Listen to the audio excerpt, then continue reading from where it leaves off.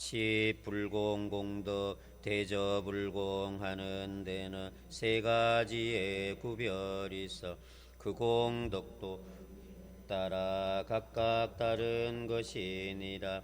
불에 공양하는 자는 큰 복덕을 얻게 되며 속히 보리 성취하여 일체 모든 중생들이 안락함을 얻게 하며 법에 공양하는 자는 지혜가 곧 증장하여 법의 자제 증득하고 모든 법의 그 실성을 능히 깨쳐 알게 되며 승에 공양하는 자는 한량없는 복덕성과 일체자량 증장하고 불도 성취되느니라.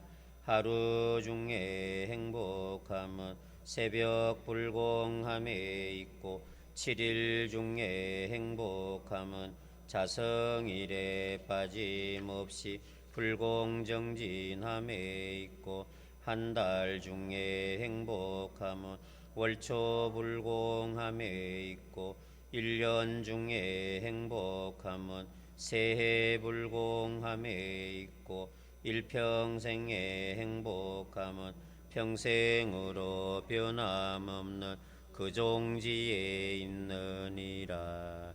이 경전의 말씀을 비춰보면 새해불공은 왜 한다고 했죠?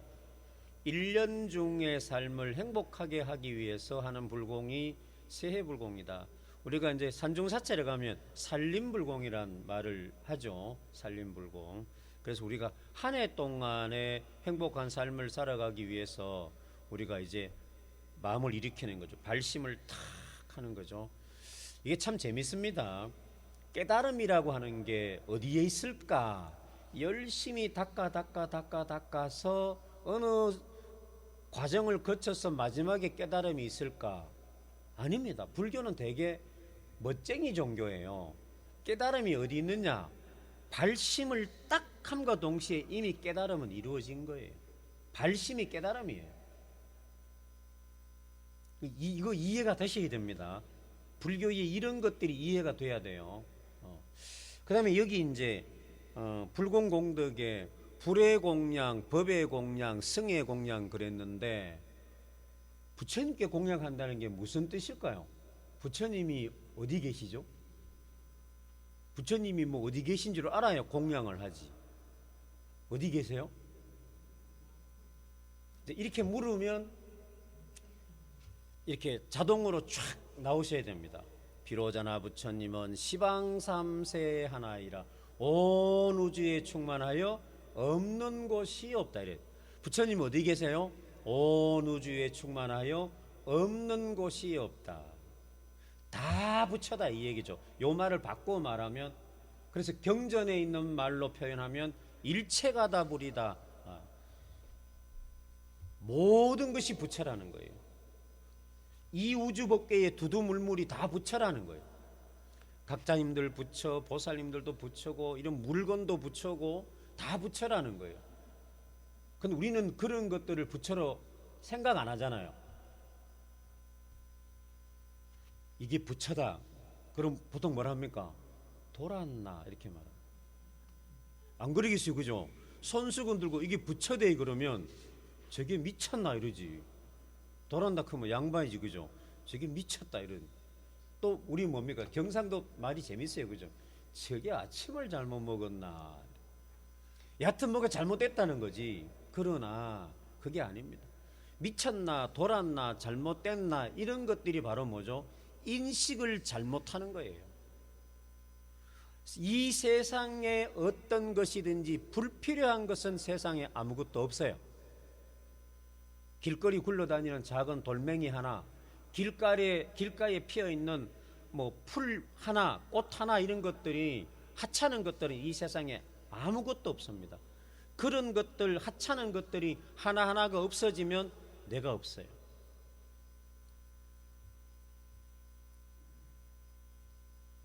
하나가 전체고 전체가 하나예요.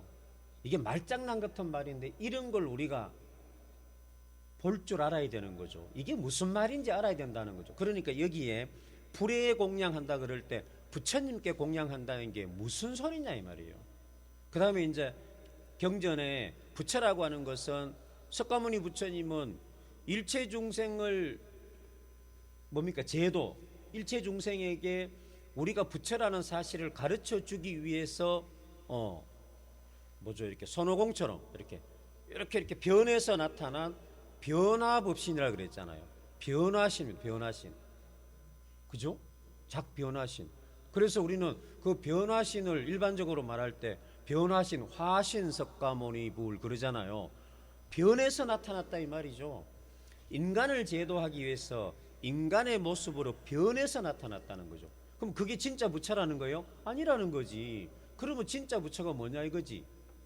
그걸 우리는 법신이라 그랬는데 진여법신, 법계법신 이런 말 하잖아요. 그게 무슨 소리냐 이거지. 우주의 근원, 본성을 말하는 거죠. 그걸 이제 우리한테 갖고 오면 우리의 본심, 우리의 본성. 그러면 우리의 본성, 우리의 본심이란 것이 무슨 의미를 가지고 있느냐? 청정성입니다. 그래서 법신 비로자나 부처님 앞에 붙어 있는 수식어가 뭐예요? 금강 정유가 37존의 귀명 비로자나불 앞에 붙어 있는 게 뭐예요? 청정법신입니다. 청정한 거예요. 그러니까 불에 공양한다는 얘기는 무슨 소리냐? 내 마음을 맑게 하는 것을 말하는 거예요.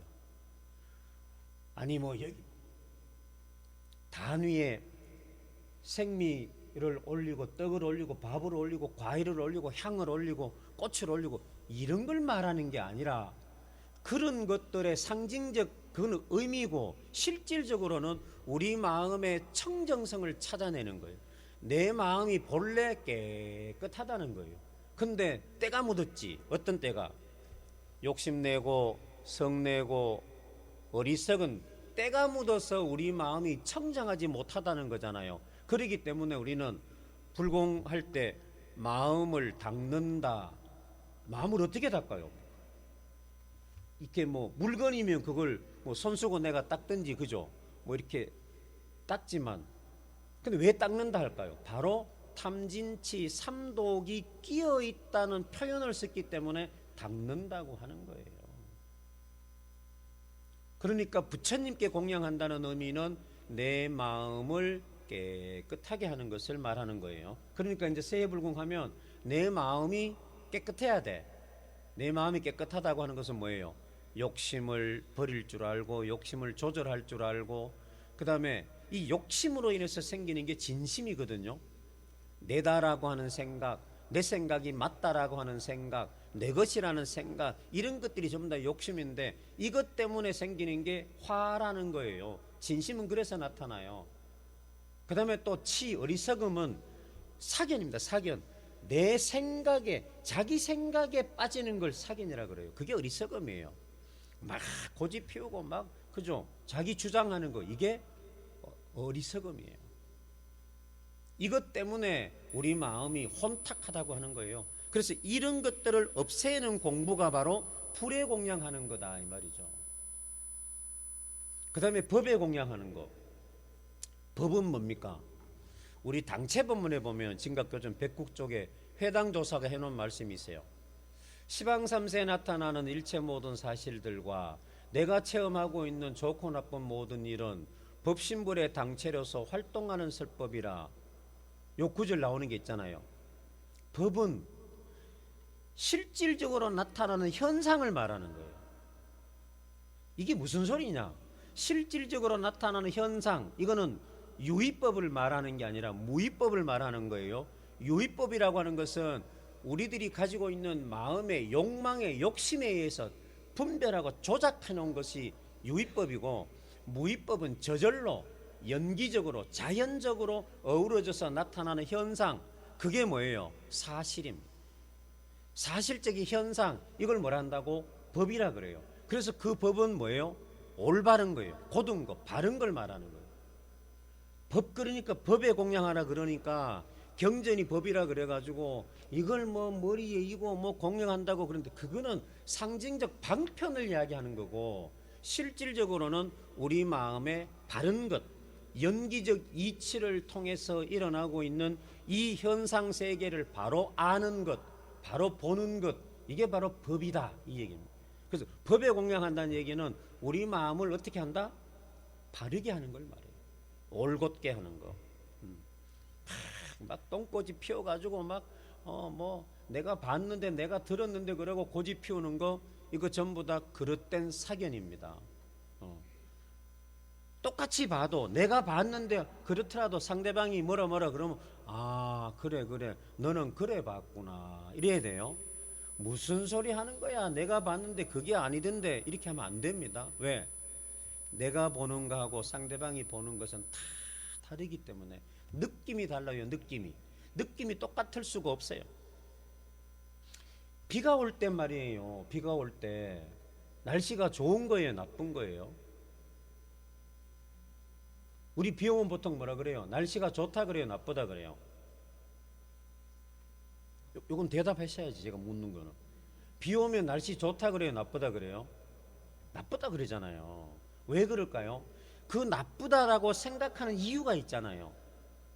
작년 여름처럼, 작년 여름이 아니고 작년 가을 하고 이때 엄청나게 가물어가 이쪽 경상 남도 북도도 남쪽으로 해가 전라남도 쪽에 막 저수지가 다 말랐을 때 비가 오면 그가 날씨가 좋은 거예요 나쁜 거예요? 엄청나게 좋은 거지.